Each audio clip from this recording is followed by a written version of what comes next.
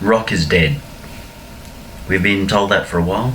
Matter of fact, they were even saying that back in the 50s. But rock really right now is dead. I think everyone basically agrees on that.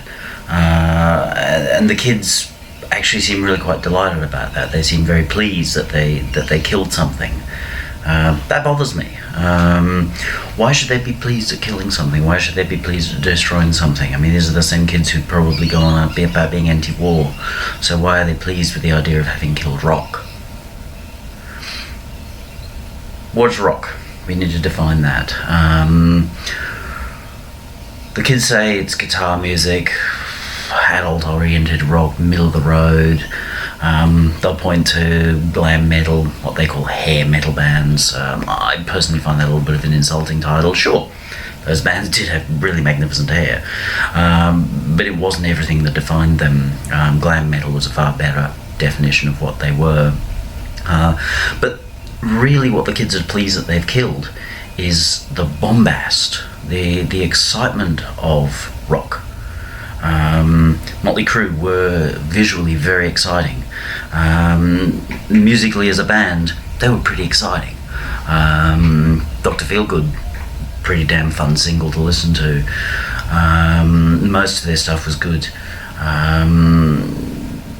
During the time of grunge, Cinderella, who were a little bit of an also-ran to Motley, but had a pretty reasonable career, including some hits, they wanted to release another record. They sent the demos off to the A&R guy, and A&R were really kind of like, we're not going to release Cinderella. This isn't cool anymore. Fine, every fad has its time. Everyone in the office was saying it's Cinderella, it's not cool. So then somebody else ended up playing the tape to some of the girls in the office. So these aren't the A&R people, these are just staff, but obviously you would assume staff with an interest in music. Played them some of this Cinderella, and apparently they rather liked it. But still, ultimately the decision was, oh well, this isn't cool, we're not going to release this. Economic decisions, if they felt they weren't going to make any money out of it, that I get. But there was a very deliberate decision to kill rock, and the kids wanted it. So let's have a look at the two essential things that made rock great. And it's not about chunky guitars, it's not about cool lead lines, it's not about having long hair. Not really about any of those things, they were part of it. But the real essence of rock, or the essence of any good art form, which is story. Now, a good rock band were highly storied. The Beatles were storied. They had haircuts worse than mine. That was part of their story. That they were these average blokes who played in the cavern and what have you, and then went off and did their cookie wonky stuff that George Martin turned into good music. The Stones had a slightly different sort of a story. They were a bit scruffy, they were a bit edgy, they were a bit dangerous. You didn't want your daughter going near the Stones. It's part of their story. The Who, just the loudest band on the planet. As well as the whole mob thing. That was their story. They were all damn good bands. But these days the kids kind of want to say, nah, not cool, let's rock. Story is really important. One of the bands that had probably the greatest sense of story in the history of rock were also one of the least commercially successful. Their name were the New York Dolls. Personally, I wasn't a fan at the time. I didn't get it. Now I get it a lot better. But have a listen to the Dolls. You don't need to listen to a lot. You can come to that, listen to Personality Crisis or whatever, and you might sort of go, yeah, but this isn't really very new.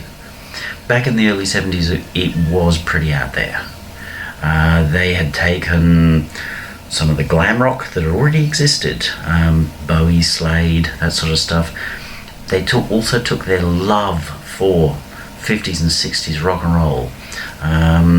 They even liked stuff that no self-respecting rock musician by the 70s would even admit that they liked. They respected it because it was music, it was pop, it was rock and roll. Now, the New York Dolls had a tremendously powerful image, so much so that they really frightened a lot of people off. But they were incredibly influential on a lot of other musicians. Some of the most obvious being Kiss. Yeah, you know what Kiss were like, the guys with the painted faces. That came out of the New York Dolls. Twisted Sister, you remember those guys? We want to rock. Guys dressed in frocks. Not like Boy George frocks, but they weren't exactly dressed in suits, were they? That was New York Dolls, because that was part of their thing. Motley Crue, I've mentioned a couple of times already. On the website, the page that accompanies this, you will get to see New York Dolls album cover and a Motley Crue album cover, and you'll go, OMG, same dudes. Not same dudes at all, but you can see how they took the Dolls story and they updated it for a decade and a half later.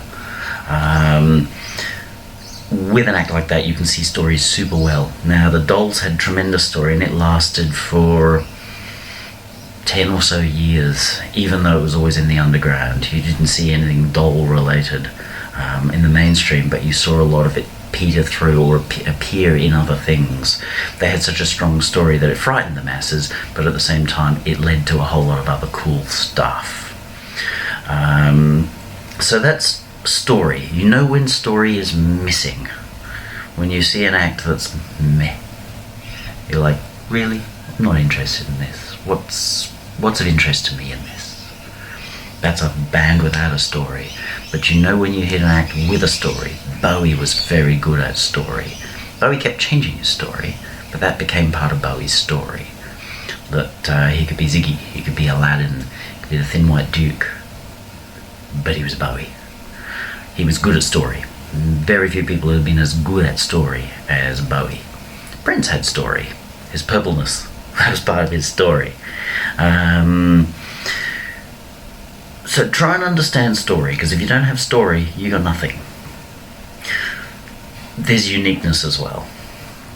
The Dolls and Motley Crue, they kind of seem almost the same band if you look at it just from their pictures. Even their music has a lot of crossover. But remember, they were separated by a decade. Most of Motley Crue's fans, the boys in the burbs, didn't actually realise that there had been a band called New York Dolls. They might have noticed a similarity between Motley Crue and Twisted Sister, but they sort of go, oh, yeah, well, Twisted Sister were there, and then that just became the scene that the guys started to dress in half women's clothes. But at the same time, the acts were all very, very masculine and macho. So each of those acts had a uniqueness. Kiss, Twisted Sister, Motley Crue, Tokyo Blade, although they really weren't as strong, Wasp, all of those bands had a unique enough identity that they all had their space in the sun, and fans were happy to be fans of some or all of those acts at once. That's uniqueness. In that Prince is not Sting. Bowie is not Elton John.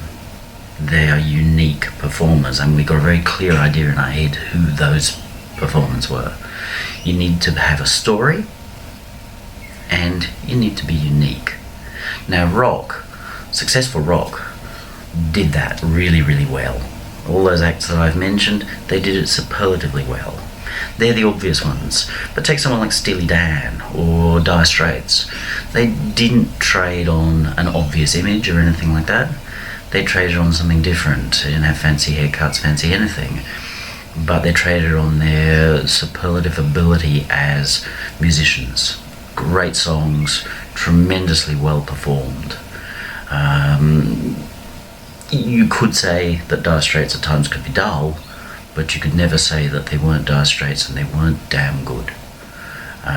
Sometimes it took a little bit longer to get your head around enjoying the depth of a Dire Straits or a Steely Dan song, but you know what? That stuff is superb. That's part of what the kids wanted to kill off. They wanted to kill off the idea that something could be unique, that it could actually tell a story. And by telling the story and having story, that it could challenge. Along came rap. Rap went from being challenging. You watch early Public Enemy, Fight the Power, Chuck D is frightening. Because it was very, very challenging. It's uncomfortable. People no longer want it uncomfortable. Rap went very quickly from being challenging to being basically, my dick's bigger than your dick. And it's stayed that way. There's very little that I hear coming out of rap that is the equal even of Public Enemy. The kids didn't want challenge. They found a way to get out of challenge. They could pretend there was a challenge. Oh, I'm rap battle. There's no challenge in there. There's no personal challenge. Two boys punching each other or spitting in each other's faces, which commonly happened in rap battles. It's not actually challenging. It's not challenging the status quo. It's not asking any deep questions. A lot of Elton John songs actually ask quite deep questions about something about being human. The kids didn't want to do that anymore. So rap, techno, which largely took out lyrics altogether, or if they were there, they would tend to be sampled and repeated and repeated and sampled and repeated and repeated and repeated and repeated. There's no challenge in that. There's no challenge in even the musicality of it.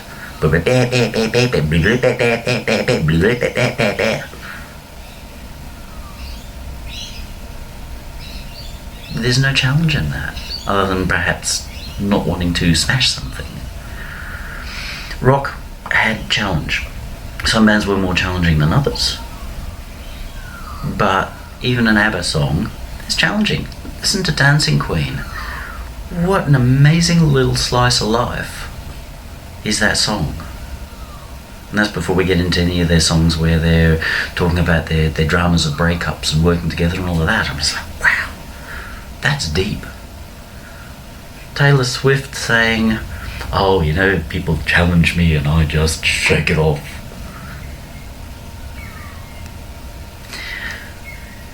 This is what killed rock. The kids didn't want the challenge anymore. Now, we can't just blame the kids. As musicians, it's very tempting, as humans, it's very tempting to always blame them. The invisible they. The invisible they who ruin fruit. They put it in freezers so they ruin it. Try freezing fruit, pull it out, see what happens. Mush. So why do people still talk about these things? People like to blame someone else. As musicians, we like to blame rap, techno, grunge. These are the things that came along, and music as an art form died almost overnight. Because nobody wanted to invest anymore. Melody became a curse word. Or worse than a curse word, you know, curse words are cool. Melody was like, you put three notes together there, you might want to fix that.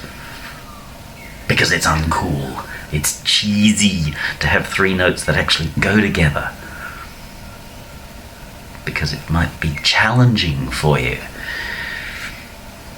Your thing, but the musicians swallowed that pill. And I get why they did it, because suddenly all the money was going off to rap, it was going off to techno, it was going off to grunge, and what I call the miserable rock bands that came after. So Pearl Jam and the like. Now Pearl Jam did some decent work. Last Kiss, the cover, is actually very good work. But on the whole, those miserable rock bands, which then became the emo bands, largely did terrible work. They didn't particularly produce much of any value at all. One of the exceptions being Green Day. They did do some really good work. When September Ends. That's really powerful, great work. But I don't hear it on the radio anymore. Why is that on the radio? That's a good song. It should be on the radio. It's not on the radio. Kids don't want to hear it. Why? Because it's challenging. And we don't want to be challenged anymore. And the musicians want to go with what they think's easy. And because they've grown up, now remember, we've gone in really a generation round. It's 20 years since the 90s. So we got a new generation. The old guys have either sort of gone, well look, we'll do the Poison show. Great, good on them. It's great. Please, people who want to see Poison songs, all for it. Or they've said, I'll give up. Can't blame them in a sense, because it seems nobody wants them. Or they go, well, I need to become modern to try and get an audience. So what do? They've heard that it's cheesy to string 3 notes together, ultra cheesy to string 4 notes together, so they've taken it out.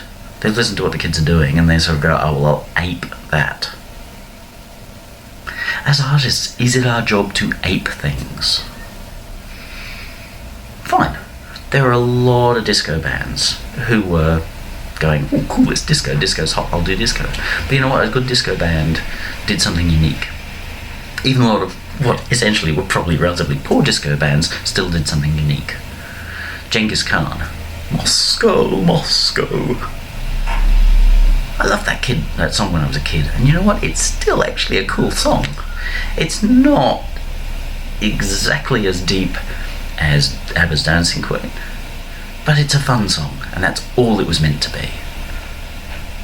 But musicians are aping, but they're aping in the wrong direction. Rock was always about trying to expand. What other topic can I bring in? Whether, how else can I explore I Want to Hold Your Hand? Modern became all about how can I narrow down? And this is where I'm going to have a go at recording engineers, mix engineers, producers as well. Because it's all about narrow down. How can we make this as narrow and as safe as we can? Oh, we can't have any bad frequencies. Okay, I don't recall any frequencies being bad. It's not like God said to mankind, oh, and 2,348 hertz is bad. Never shalt thou use it. No, it's bollocks. So let's say, for example, metal. They use the same speaker, the same microphone to amp that same speaker, and the same basic EQing to end up with the same sound. Metal used to be about, I'm going my own way. Or it was quite the same way as punk, but it was still very much, F you, I'm doing this. Not me now. It's about, I'm going to go open up the same sample tank, use exactly the same sound as everyone else made, because if my guitar sounds different, it must be wrong. This is why rock is dead. We don't develop a story because we're frightened of a story. Most of the artists are frightened of their face even being seen in public. Okay, yeah, I could use a better haircut these days. I used to have a really good haircut. Magnificent hair, I love my hair. Don't bother these days. Yeah, I probably should be wearing a better shirt. In the last video I had my Iron Maiden t-shirt. Up the irons. But I'm out here and I'm challenging you. What are you doing? What are you doing that tells a unique story? When the Dolls and Twisted Sister went on stage in women's clothing, that was challenging. Twisted Sister, Dee Snider from Twisted Sister has talked about how guys would want to beat them up when they came off stage because they were faggots. But you know what? They didn't go home and buy the most boring clothes they could to go on stage next week. They said, fuck you, you narrow-minded dick. And went back on stage in bigger, bolder outfits. That was rock and roll. We're not doing that now.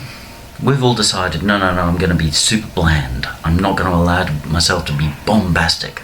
I'm not going to allow myself to say, come on everybody.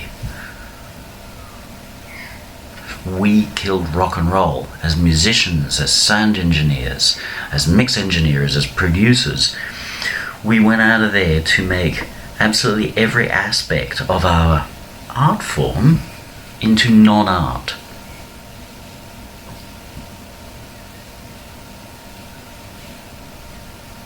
That's wrong.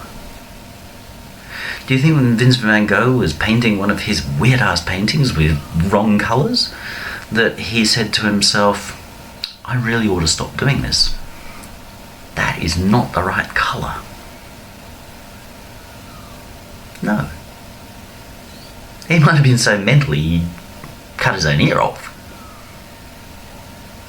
But he was prepared to challenge.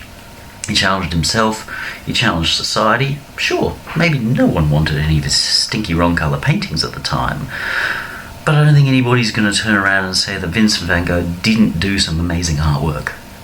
He did. I'm not massively into pictures of things,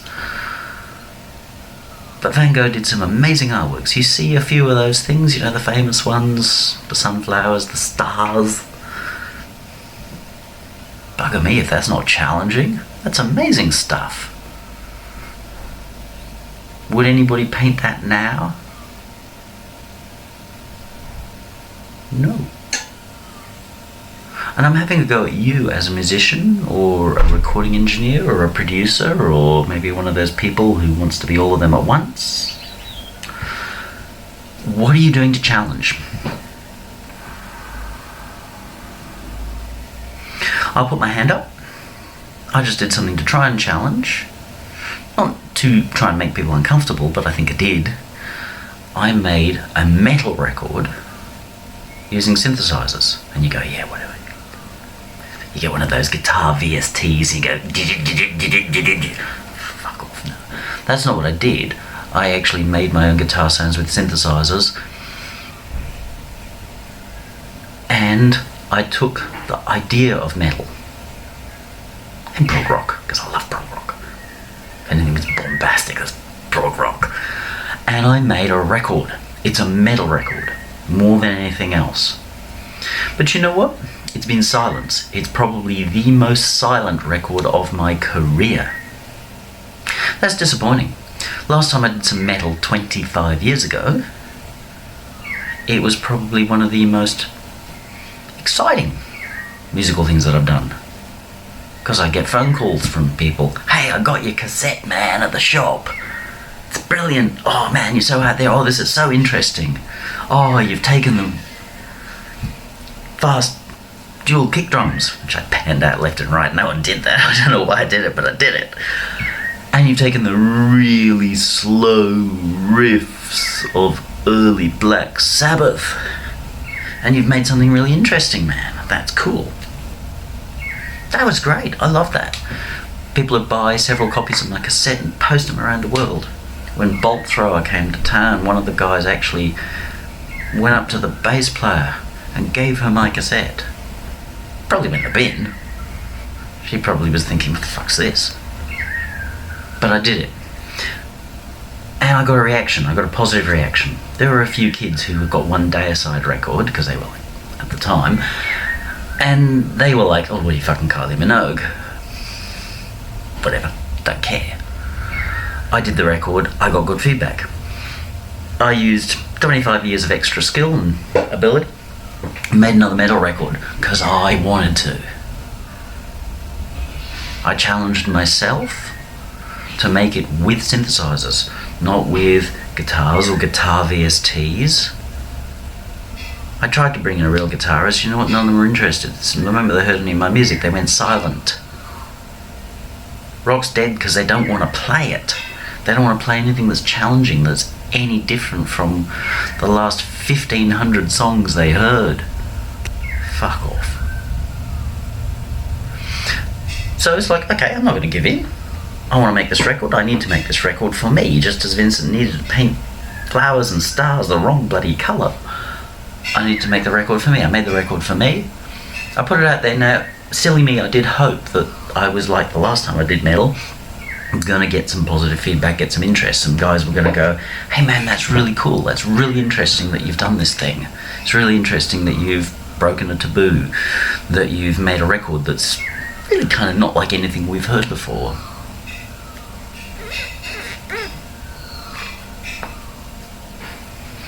Rock is dead because we as musicians and as music fans have killed it. Now, if you hate music, you shouldn't be watching this. You should delete any music software off your phone, off your computer. Delete it. That's whether it's some kind of drum doohickey or probably even a media player, because you hate music. Stop watching now, go away. Have you left? Okay, then you're trying to tell me that you love music. Brilliant. Ante up. And challenge you. And send me your stuff. Make rock. I don't care whether you use electronics, whether you use a kazoo, but make real rock. Rock is very storied. Rock has unique players singing unique songs. I just watched a Nightwish concert and I bloody well wish I hadn't. That's an hour or so of my life I'm not going to get back. Because by the end of that, and I saw the writing on the wall by the first song, by the end of that, I couldn't identify a single unique song. They all sounded the same. And the singer really was a poor excuse for a singer. You know, if she'd come off Idol, you might say, oh yeah, whatever. But, you know, there's a reason I didn't watch Idol, because it sucked. It sucked the life out of rock and roll. It sucked the life out of life. And here's this band. Now, the guys in the band clearly know what they're doing. They look cool. They play fast. But whoever's writing the songs isn't prepared to challenge. They pretend they are, because at one stage the guy's playing a, Uilleann pipe or something like that, some kind of weird sort of Scottish pipe thing. Cool. But if every single song sounds the same, there's something horribly wrong. Listen to an Elton John record, grab something like Yellow Brick Road. There's a huge variety of stuff on there. Huge variety of stuff on there. Nightwish, I watched a concert, so that's off several different albums as a general rule. I could not pick one song from another. That is not right. So, challenge. Challenge yourself as a musician, as an engineer, as a mix engineer, as a producer, whatever it is you do. Challenge yourself. Rather than letting rock, the idea of rock being dead, say, hey, I'm going to have my unique story. I'm going to put my face in public. Because if you're not prepared to put your face in public, don't do this. You should have left 5 minutes ago when I asked you to. Been a good little boy. Use your face. Do something that's dramatic, that's different. Some people might laugh at you. Remember Twisted Sister? Do it. Do it because you need to. Do it because if you don't, you've got no soul. And you don't got rock and roll. Because if we don't deserve to be musicians, and nor do we deserve to be human beings. Rock and roll is so great because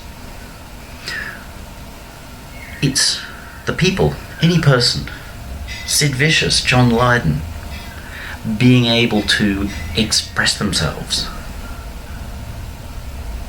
Not about having to know a huge amount of technique to be able to play the violin super fast and super accurate. It's not that I'm against that stuff. That's really good. It's a special technique. It's a sort of craft. But rock and roll is about expressing what's unique in your life. Well, I'm not a big fan of rap and of Eminem. At least around the 8 Mile time, that story was great. We got to see a story of, you know, what makes Eminem and what the kids in that situation feel like. But you know what? He didn't give up. He had his challenges. Got snaked by his friend, stiffed in a battle, but he didn't give up. And the reason we didn't know that he didn't give up was, well, A, the film finished pretty nicely because he was winning, and B, I've heard of Eminem.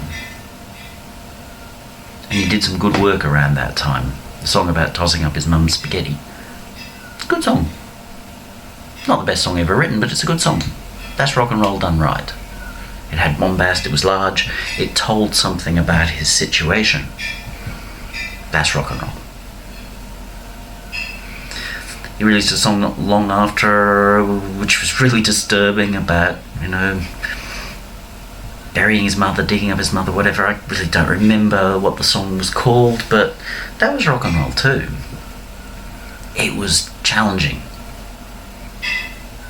After that, I think he bought his own publicity, lost the plot. He became dull. He's tried to revive himself through being anti-Trump and what have you. Good on you. But you're still sitting here. Now you're either trying to find my address to send me a hand grenade. Don't waste your time. Not interested. What I am interested in is you sending me something where you have had the courage to express yourself, to be rock and roll. Because the reality is we can't wait for the fans to decide that they want rock back. Now remember, rock's not about guys with long hair playing guitars. That's a form or a period in rock. Rock's about people having the courage to express themselves. To tell the man that they're not going to knuckle under. To not give in to the leftist social engineering of postmodernists who tell us what we should think, how we should think, when we should think it. And we sit round and not only let it happen, but we encourage it to happen and we perpetrate it happening. I'm not meaning that I want to see politics in rock and roll. Sometimes it can be great. In Australia, a band called Goanna. Songs were prone to being rather political. I didn't agree with their politics, or Midnight Oil. Raving lefty. But Peter Garrett and the band did a great job. That was good rock and roll. It was good rock. In both of those cases. Because they challenged and they presented a bigger story. They didn't just say, vote for the socialists, vote for the socialists. Yeah, that's kind of what they wanted us to do. But they told a story. If you don't know those acts because you're from overseas or whatever, or because you're too young to think that you should listen to older music, go out. Goanna or Midnight Oil. Listen to them. See how they present challenging ideas and stories, and they want us to think. 30, 40 years later, I still think. Beds are burning. Don't like his politics. But it's a good track. It's great rock. And when I hear it, it still has me think a little bit about, well, what are these ideas? Why is he expressing them? The challenge shouldn't be set by me, but I'm going to do it because I want to call people out. I actually want to get a reaction. It's not about me trying to get YouTube hits and this, that and the other. Sure, I'll be delighted to get it. I hate being invisible. But part of the reason I'm invisible is because I don't do the same formula stuff. Crap. That's the right word. Crap. And I'd like to see people also not do the same formula crap. If you're not aware, I have a review site called Unicorn Plane, where Jane and I review material and we try very hard to find stuff that's not crap, that's good. Sadly, one of the most common arguments, or the most common negative criticisms that I have with most of the things that we review is that there are no singles.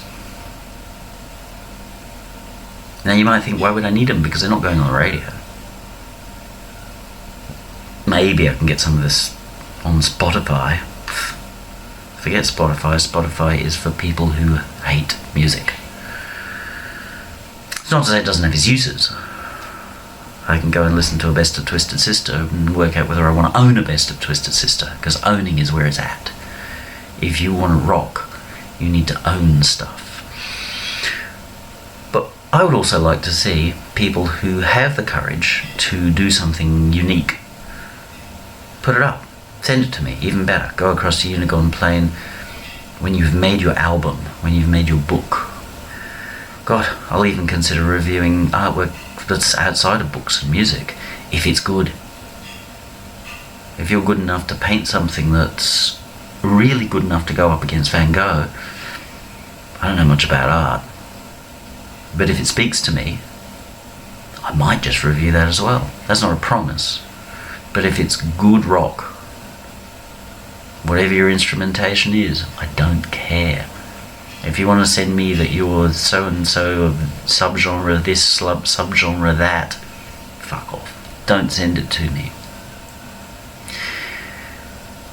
I don't care whether you're doing electronic, metal, pop, ambient, but I want to hear you, who say you love music, show us some proper rock, where, like the Eagles did every time they went into the studio, they tried their very best to present good melodies, good ideas, and not to just give us one half of an idea in a 6-bar or an 8-bar loop that they looped over and over again, put a few layers on top, and then said, well, it's a song. No, they actually had melodies, they had their lyrical ideas, and they played them out. Give me some rock where you play things out. Some notes actually go together to form a question, and some more notes go together to form a response. And then you have another idea, and you work the two ideas together. If there are lyrics, they can be as simple as you saying that you want to hold my hand. I hope you're pretty. But it's got to be unique. It's got to be a good story.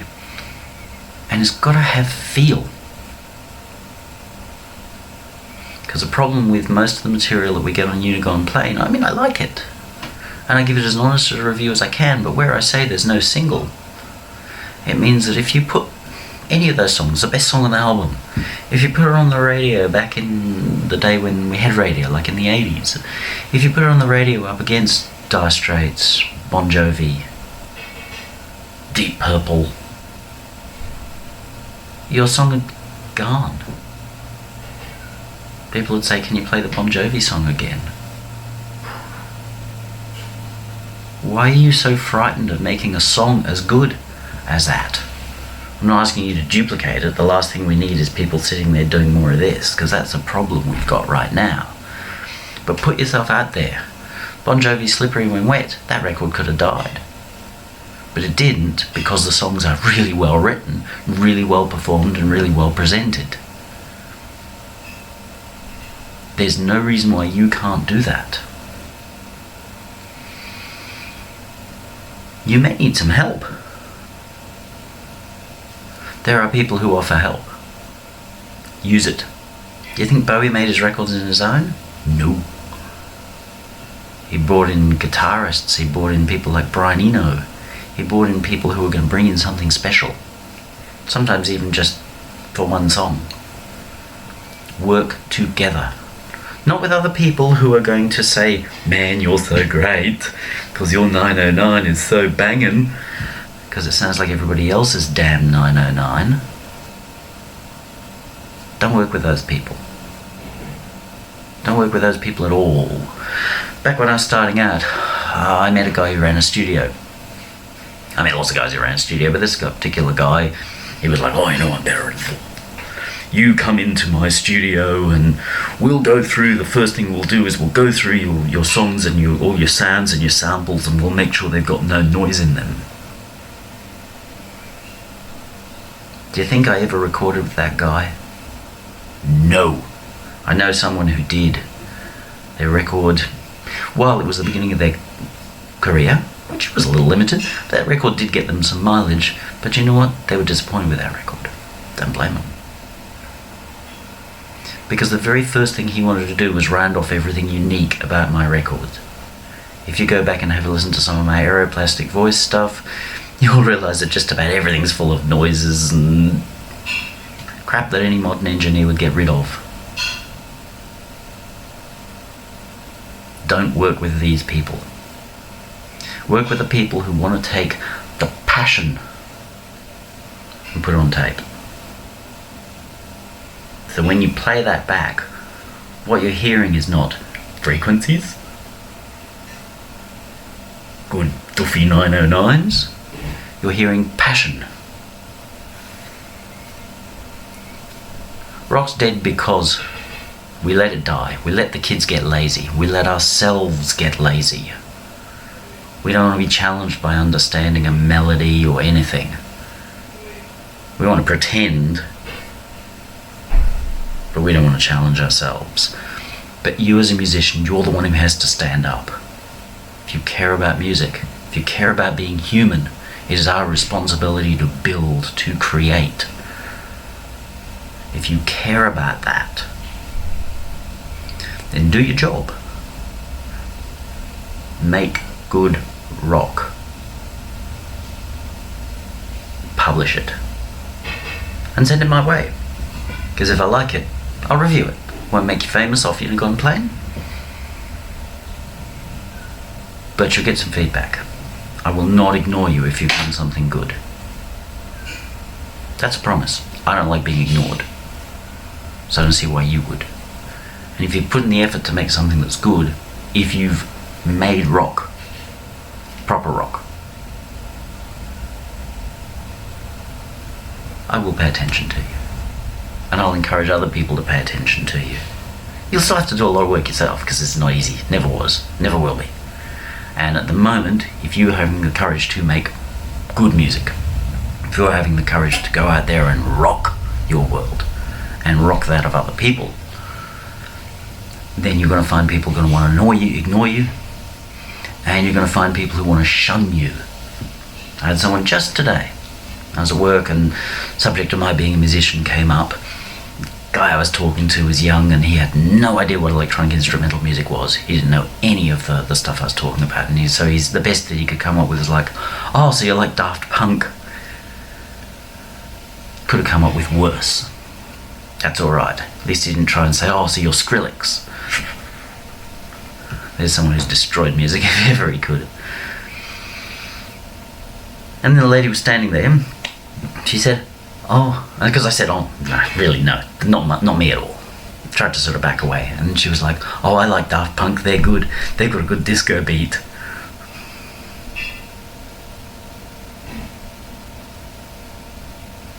It's not like liking ABBA, who had a good, nice little disco beat and wrote good songs.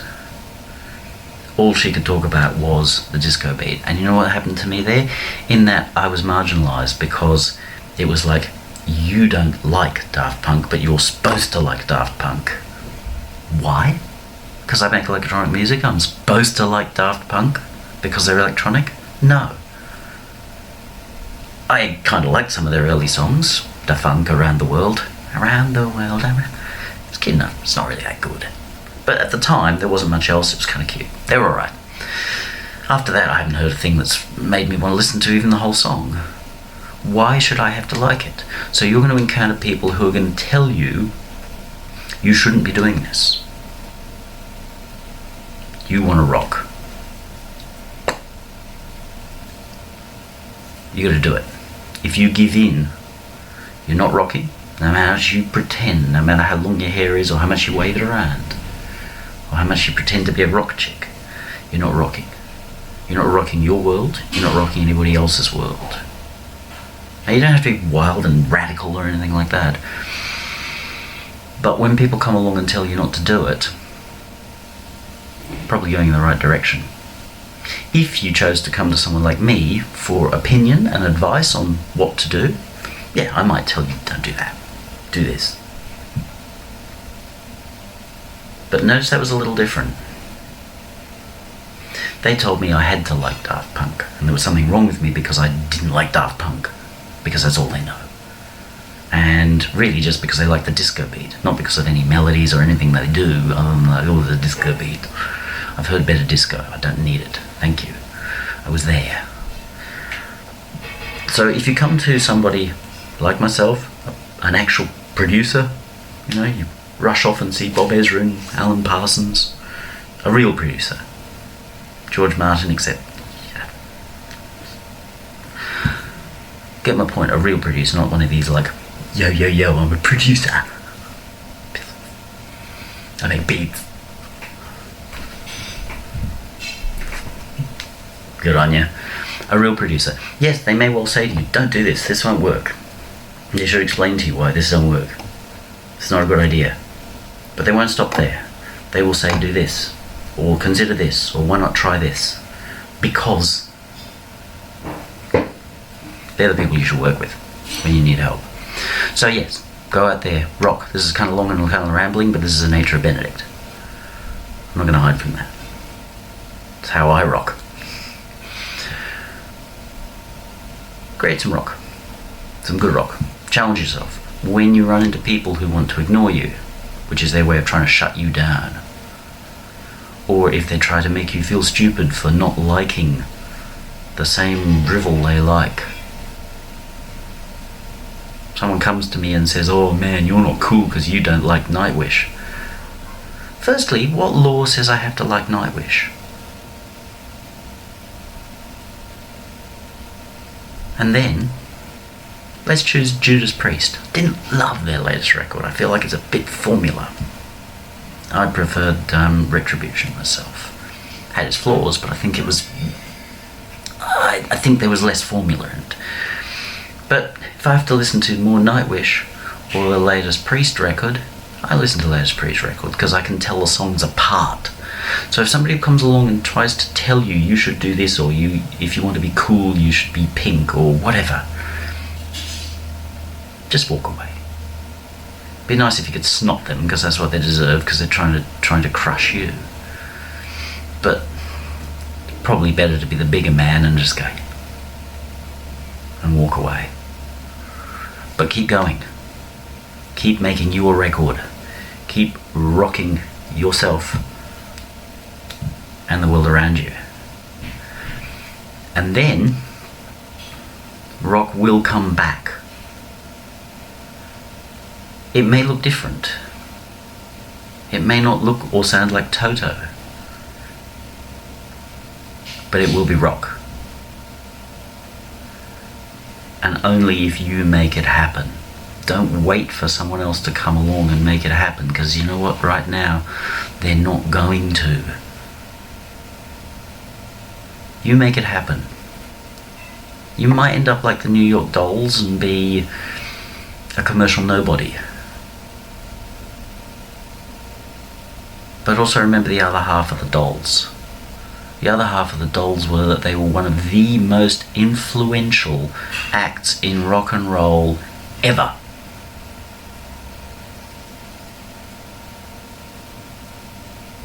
It's worth a go. My name is Benedict. Read through the article, you'll see some slightly different stuff, some's the same. Send me some good work.